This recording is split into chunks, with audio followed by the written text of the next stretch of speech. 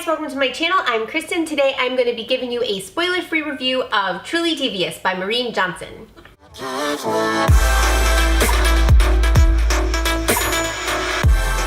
Truly Devious is a YA contemporary mystery by Maureen Johnson that released in January of this year. I've actually read The Name of the Star by Maureen Johnson and I liked it, but for some reason I just never went back and picked up the rest of the series. When I saw that this was coming out, I immediately added it to my TBR and requested an arc of it because I've been wanting to read more mysteries and thrillers. I'm so glad that I read this right away and didn't hang on to it forever because I really enjoyed it. Before I give you my spoiler-free thoughts on Truly Devious, if you have not subscribed to my channel yet, go ahead and do that. And at the end of the video, if you enjoy it, give it a like or leave me a comment to let me know. Okay, let's start by talking about the plot of Truly Devious. Truly Devious is about a true crime aficionado named Stevie Bell who starts attending an unusual school named Ellingham Academy, where gifted students are chosen to attend and they're encouraged to pursue and study their interests. The school was built by a slightly eccentric business tycoon back in the 1930s, and it's built up high on a mountain and kind of isolated from the rest of the world. The school is also famous for an unsolved crime that took place shortly after it opened back in the 1930s. Stevie's main purpose for coming to Ellingham is to solve this famous crime.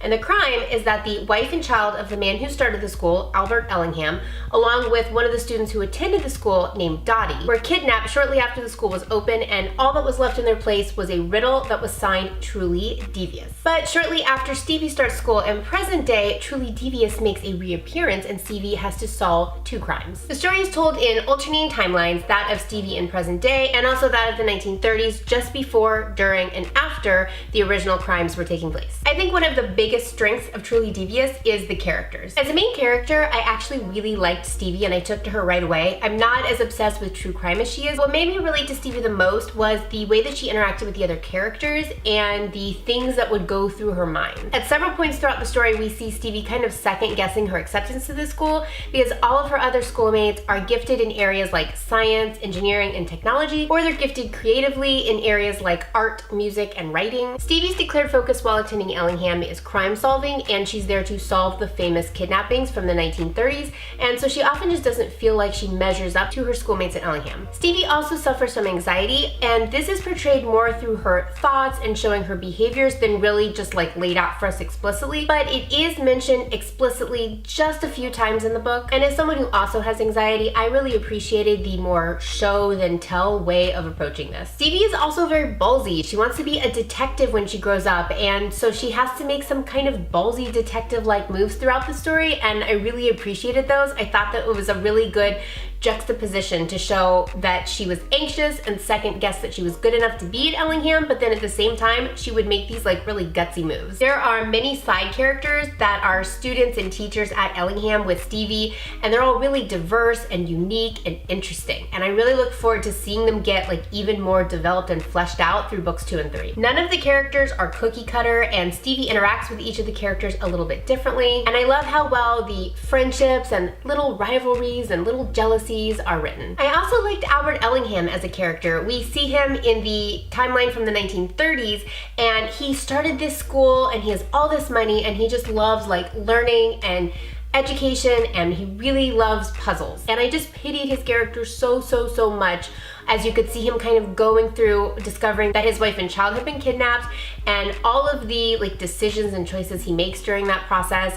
My heart really went out to that character. I think the Ellingham School was almost kind of like another character in the book as well. When Albert Ellingham built it, he wanted it to be like a fun place of learning that would challenge students, and he built in all of these secret pathways and tunnels and hidden doors throughout the school, and I think it would be really fun to attend a school like that. So this book is told through alternating timelines, and I can't really give you a review of the book without addressing that. I actually really enjoyed the alternating timelines, and I was kind of surprised by this, but I really did. I felt like I got enough information from both stories that I was really invested in what was going on in both of them. There's definitely more time devoted to Stevie's plot in present day, but there are enough chapters taking place in the 1930s during the original crimes that I really felt like I was getting enough information about what was going on there. The only real drawback to the alternating timeline is that it causes the events of the main timeline, Stevie in present day, to kind of take a while to get to the big events. The summary of this book on Goodreads references references Truly Devious making an appearance again at the school in present day, and I'll tell you, that doesn't happen till like page 180 something. So for a while in Stevie's main plot, you're reading about her getting used to the school and learning about her classmates and digging up a couple of details about the original Ellingham kidnappings, which is fine. I mean, I wasn't bored at all with Stevie's plot before the main events got going. I was just surprised that it took so long for that to happen, and I think part of that is because her story is chopped up a little bit with the chapters about the 1930s kidnappings. Those chapters are really, really important because they give you a lot of backstory about the events of those kidnappings while they're going on, and so to kind of solve that crime, you have to put the information Stevie is digging up in present day together with what we're learning about the crimes as they're happening in those chapters. Also, this is not a standalone book. This is important to note because I thought this was a standalone, and I got through probably half of this book before I realized none of the events happening in this story were gonna get wrapped up by the end of the book. So I went online and discovered that this is actually the first in what right now looks like is gonna be a trilogy, which is great. I'm glad that we get to learn more about these characters and we get to learn a little bit more about these mysteries,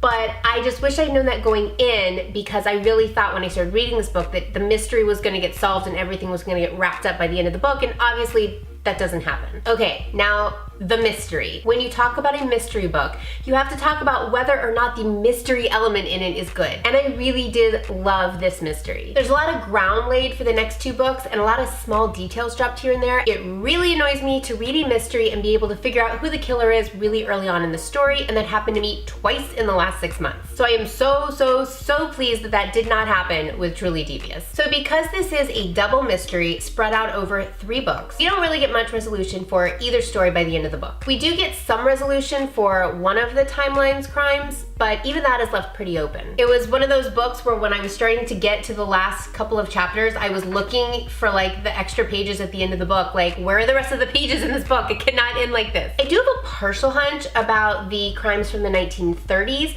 and it's not fully formed. It's just really like a character that I suspect had something to do with the kidnappings, and I'm really curious to see if I'm right. As far as romance goes, there's not really much of it at all. There's a same-sex relationship and a heterosexual relationship among the side characters, and there's a definite love interest for Stevie, but Johnson manages to skirt the YA pitfall of pushing too much romance, and it really just becomes a minor part of the story, although it is a really complicated and interesting part of the story that I look forward to learning a little bit more about in the next book, but it is a really small part of the plot. So that's it. Overall, I'm really happy that I read Truly Devious, and I give it a really solid 4 out of 5 stars. I will definitely be reading the next in this series, and it will be really hard to wait until that book comes out. As always, thank you guys so much for watching, and I will see you soon with another video. Bye!